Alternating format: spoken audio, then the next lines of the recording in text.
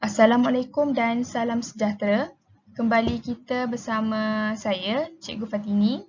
So, hari ini kamu semua akan belajar kelas sains untuk slot pukul 12.30 ni lah. So, kita tengok apa pembelajaran kita pada hari ini.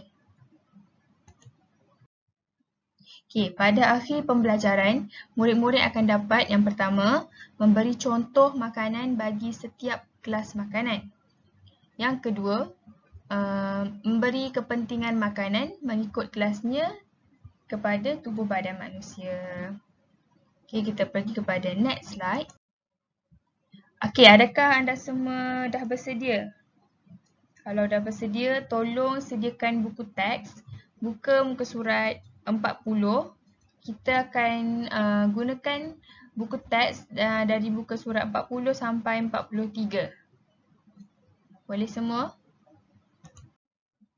Okey, sebelum kita mulakan pembelajaran, cikgu nak tunjuk satu video kepada kamu semua. Jadi kamu semua boleh tengok video ni. Jom saksikan. Didi and Friends. Perut dah lapar. Perut dah lapar. Laparnya, laparnya, Nak makan apa? laparnya, laparnya, Tolonglah saya. laparnya, laparnya, Nak makan apa? laparnya, laparnya. Tolonglah saya. Jumpa sate. Sate, Jumpa lemang. lemang itu roti john. Yeay, sedapnya. Okey, Yeay, yeay, yeay, yeay. Nak beli semua. tak boleh. Jangan membazir. Okey. Laparnya, laparnya, Nak makan apa? laparnya, laparnya, Tolonglah saya. laparnya, laparnya, Nak makan apa? laparnya, laparnya. Tolonglah saya. Jumpa cendol. Cendol, Jumpa boba. boba, itu jus buah. Yeay, sedapnya. Okey, Yeay, yeay, yeay, yeay. Nak beli semua. tak boleh. Jangan membazir. Okey. Laparnya, laparnya, Nak makan apa? laparnya, laparnya, Tolonglah saya. laparnya, laparnya, Nak makan apa? laparnya, laparnya. Tolonglah saya. Tengok tu, Yeay, laparnya, laparnya, dah boleh makan. laparnya, laparnya, Dah boleh makan. laparnya, laparnya, Dah boleh makan. laparnya, laparnya. Dah boleh makan. Dah boleh makan. Dah boleh makan. Jumpa lagi. Hurra, hooray!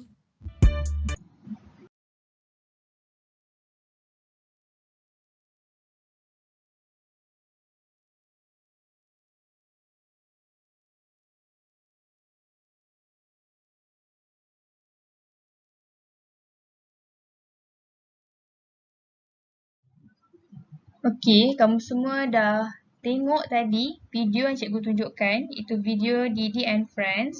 Lagu pasal laparnya. Okey, lapar ke semua?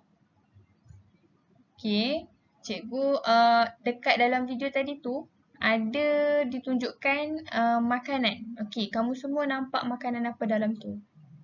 Boleh fikir sekejap? Okey, kalau dah fikir, cikgu tolong jawabkan. Yang pertama, dia ada sebut perkataan sate. Yang kedua, lemang. Yang ketiga, roti john. Yang keempat, ada cendol. Yang kelima, ada air boba. Dan yang keenam, ada air jus buah.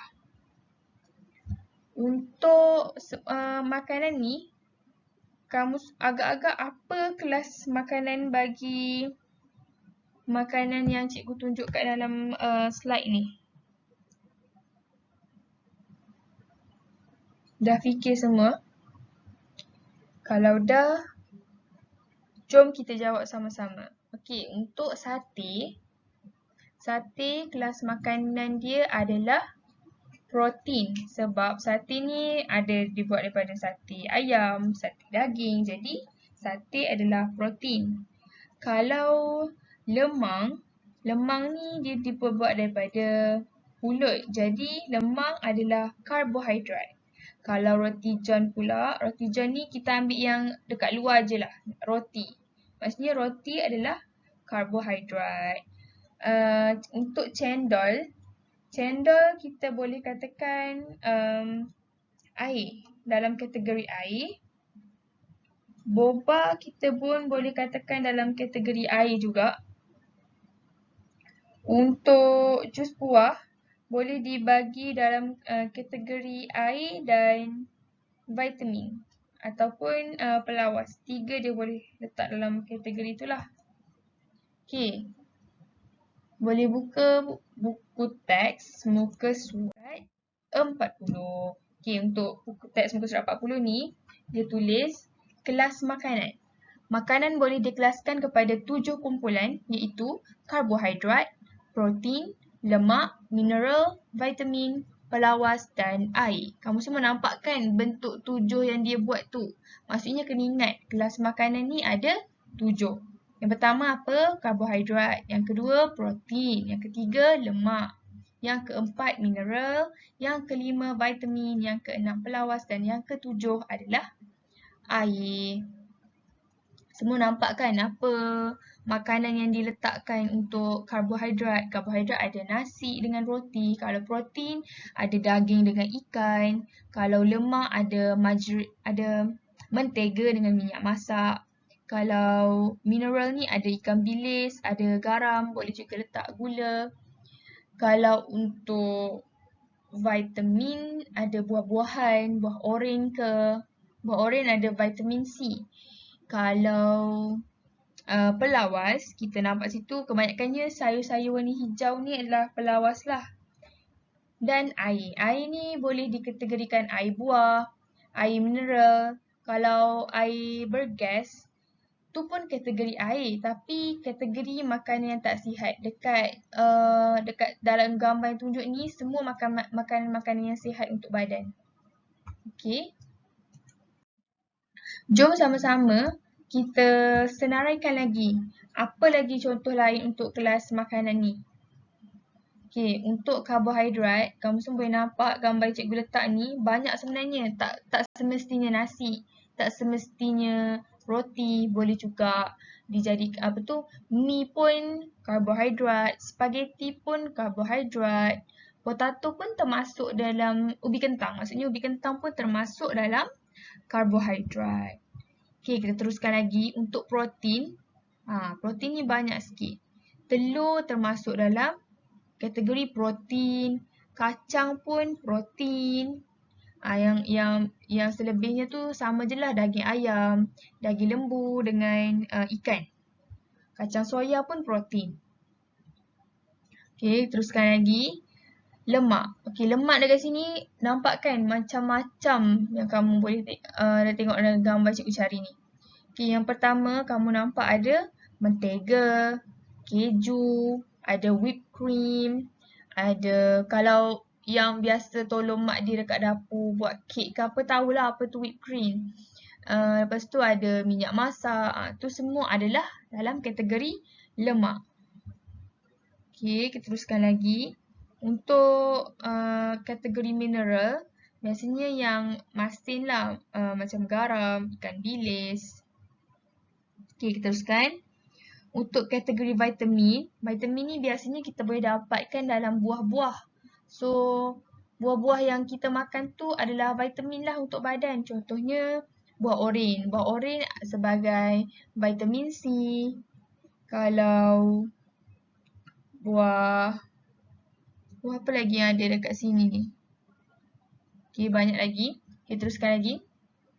Kita pergi kepada pelawas. Pelawas ni untuk melancarkan kita punya sistem, untuk melancarkan proses perkumuhan dan penyahpinjaan. Kamu semua baru belajar je. So, kalau nak melancarkan proses perkumuhan dan penyahpinjaan, kita kena makan pelawas ni. Contohnya pelawas ni sayur-sayuran warna hijau. Tu sebab tu penting kena makan sayur-sayuran ni. Contohnya brokoli. Contohnya brokoli, ada lagi lah. Carrot semua tu sebagai pelawas juga. Okay. Untuk air ni, contoh yang lain cikgu letakkan adalah air buah lah. Sebagai makanan yang sihat. Kalau air yang bergas tu pun air juga, tapi tu tak sihat. Kita hanya bercakap tentang perkara makanan yang sihat sahaja. Okay. Okay, teruskan lagi. Okay, sekarang buka buku teks muka surat 41. Jom sama-sama baca. Pentingnya makanan saya. Aisyah melawat Rani yang sakit di hospital. Aisyah bercakap dekat Rani. Aisyah kata dekat Rani, Rani, saya ada bawa bubur nasi untuk kamu. Marilah makan. Tapi Rani menjawab, saya tak nak lah. Saya tak berselera. Badan saya lemah dan tak bertenaga. Lepas tu Aisyah cakap balik dekat Rani, janganlah begitu. Kamu perlu makan untuk sihat semula. Rani pun menjawab lagi dekat Aisyah, bagaimana saya boleh sihat semula? Aisyah menunjukkan apa makanan dia bawa. Rani, cuba tengok bubur ini. Okay, kita pergi kepada muka surat 42 untuk tengok bubur yang Aisyah bawa untuk Rani. Bila Aisyah buka je bubur tu, nampaklah dalam bubur tu ada nasi, ada udang, ada ayam, ada ikan bilis, ada sayur, ada air dan sedikit minyak. Sedap tau. Tu Aisyah cakap dekat Rani. Okay.